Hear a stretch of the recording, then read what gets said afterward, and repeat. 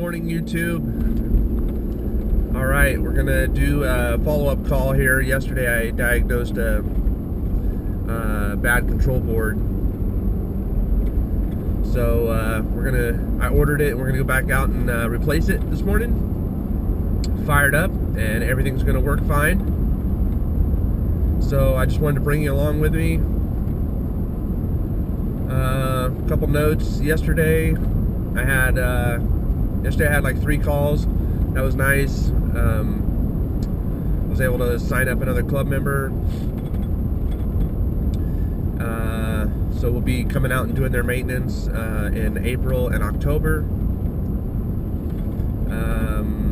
She had like a 16-year Trane package unit up on the roof, and just had a bad thermostat. So we replaced that. I did a safety check of all her entire system. Made a couple suggestions to her, so maybe we'll address those on the maintenances. At least she's, prepared for those when it comes up in the spring and winter.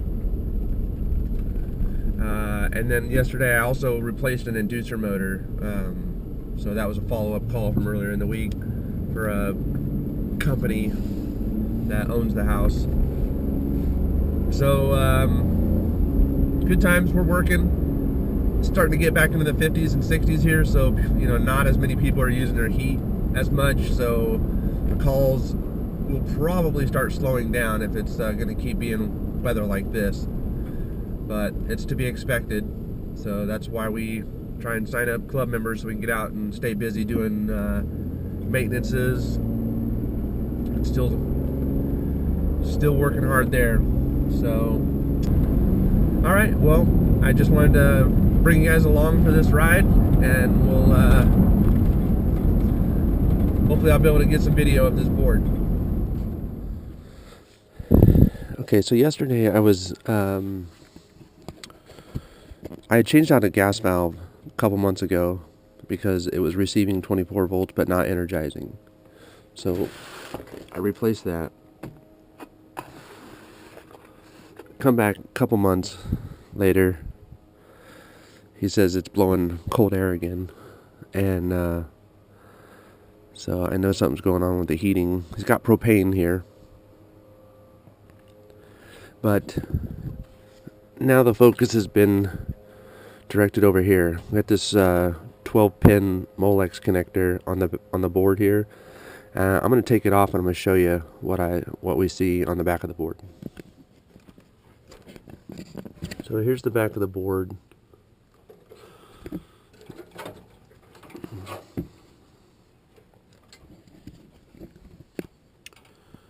So here's the back of the control board.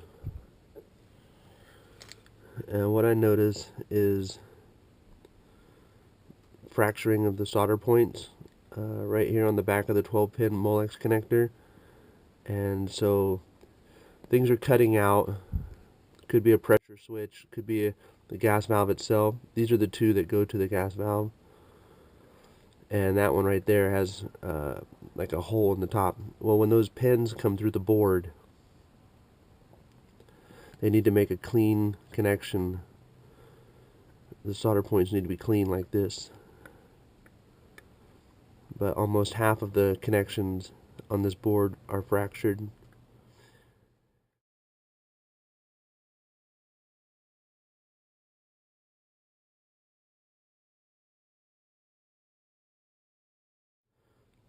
And I'm not an engineer and I can't tell you why they fracture, but I'm sure heat has something to do with it. There's actually another one here on the inducer motor Molex connection.